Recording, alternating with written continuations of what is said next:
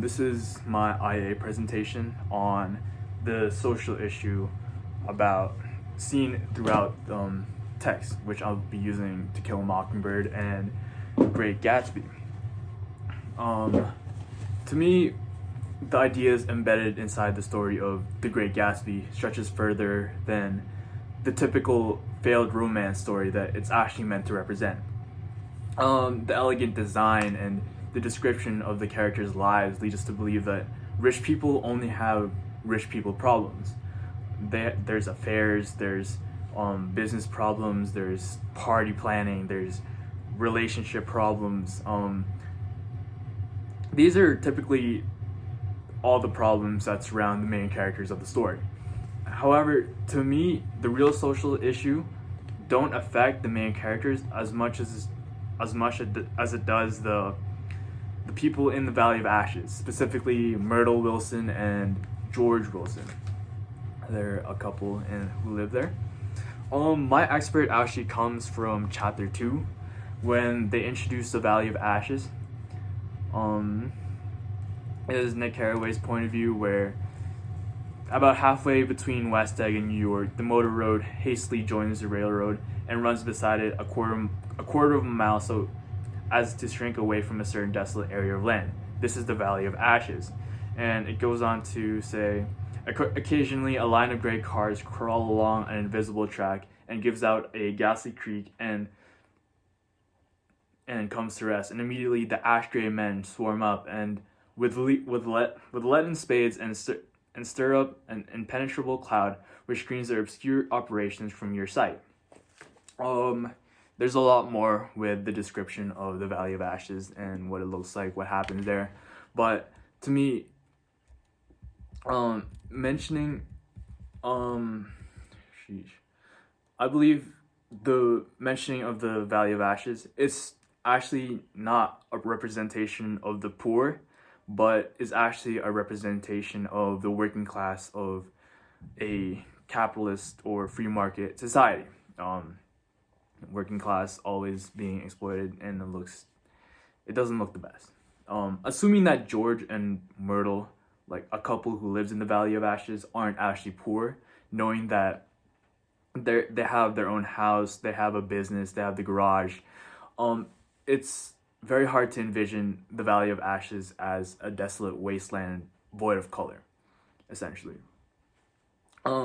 Looking at it from an outside perspective, the description wasn't told by an unbiased narrator, but it's actually told by Nick Carraway, who's an upper middle class character who has relations with a very rich, privileged couple and an extravagantly rich individual known Great Gatsby. Based on his overall life, I believe that his perspectives of the true working class is going to be very different from a working class citizen who actually someone who could work in New York, even the Valley of Ashes. His description of the place mentioning a gray, dust-filled atmosphere, and it's absolute like soulless, lifeless mood or tone, or its aura essentially, and it makes it hard to believe that there's a place like this where people live in it. But as we know in real life, there are industrial places that are going to be filled with smoke, and so it's not going to look pretty. And the Valley of Ashes is one of these industrial places. With this very biased point of view, I believe we can see the differences between the lives of someone who's privileged compared to someone who is much less fortunate and having to work for a lot of things that they do have. Throughout the novel, the main protagonist of the story, Jay Gatsby, he's the main protagonist. He had one specific problem throughout the story, and it was achieving his dream of marrying this girl Daisy, who's currently married to Tom Buchanan. And this girl is a girl who he had previously dated and had to leave because he had to join the army. And one thing has always been an obstacle in the relationship, even before Daisy had met Tom. And that was the Jay Gatsby didn't have the status or wealth to pursue the girl he loved. And compared to Tom Buchanan, a young Tom Buchanan who had went to a very prestigious school, he had received all his wealth from family. He was basically he was successful from the start. And comparing a young Tom and a young James Gatsby, there was virtually no competition.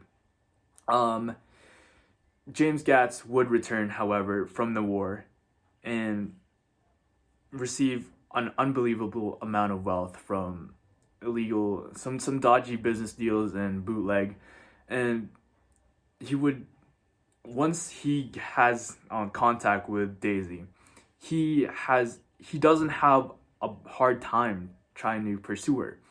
He even gets Daisy to contemplate whether or not she should leave Tom, and that she loves Jay Gatsby more than he does his current husband, Tom Buchanan.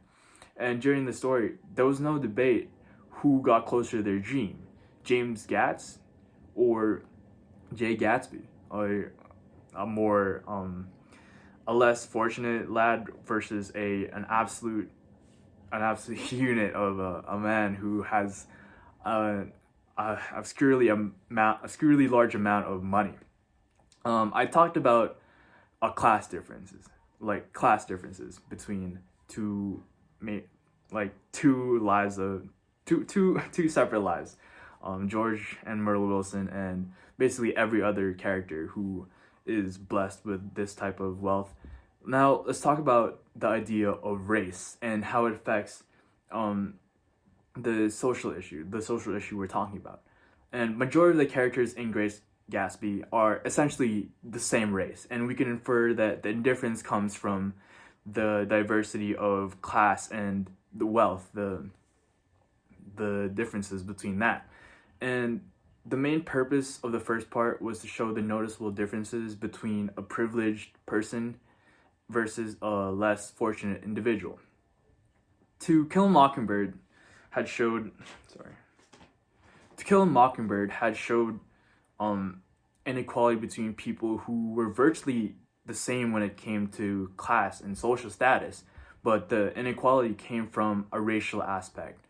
Bob Ewell, who was an abusive father, who falsely accused Tom Robinson of sexually assaulting his daughter, even when all the evidence pointed towards Tom Robinson, being innocent, the people would still convict Tom Robinson of being guilty. Tom Robinson is actually African American, and Bob Ewell is a Caucasian man.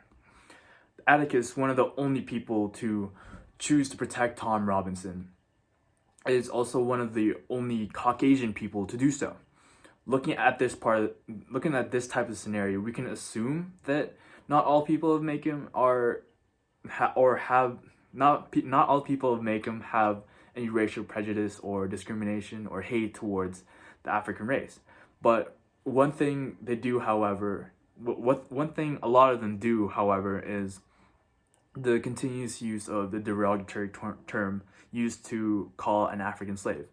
I can't say it, obviously, but this verbal language continues throughout a lot of people in the town, and frankly, it was a sign that majority of the people Macomb saw the Caucasian race as very superior to all the African slaves. The white supremacy is not only seen through black discrimination, but is also seen when people like Atticus choose to protect Tom Robinson. And Bob Ewell, a truly evil individual, threatens both Atticus and his family, and even going so far to try and harm Jem and Scout, Atticus's children, because the individual Atticus tried to oppose him in court. And even though this would happen even after Bob Ewell would win the case, so this action is truly a representation of, or was the sole reason of this action was purely based on hate. Another factor which came to support the racial indifferences is the fact that Atticus himself, the lawyer for Tom Robinson, knew that it was impossible for Tom Robinson to win the case. He mentions this throughout the trial, and even though he knew Tom was facing a brick wall, he still continues to defend him, knowing that that he couldn't have done it because something with the his right hand being gone and the punch coming in from the right side, or the other way around. I'm not sure exactly, but like Atticus, um, people like Atticus don't see superiority in race and social status, unlike other people in the town of Macomb and the characters, and even the characters of Great Gatsby. It's evident that a superiority complex is formed when there's a difference between race and social status.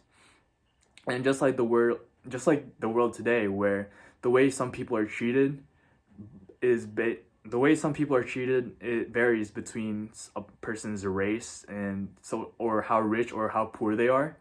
These differences in a grander spectrum shouldn't affect how a person treats another person.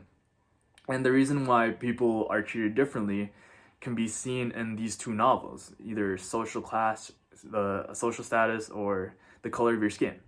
The two books specifically dealt with indifferences between two groups of people, and one is based on race and one is based on social status. And to me, these things shouldn't affect how a person is treated or how they are dealt with.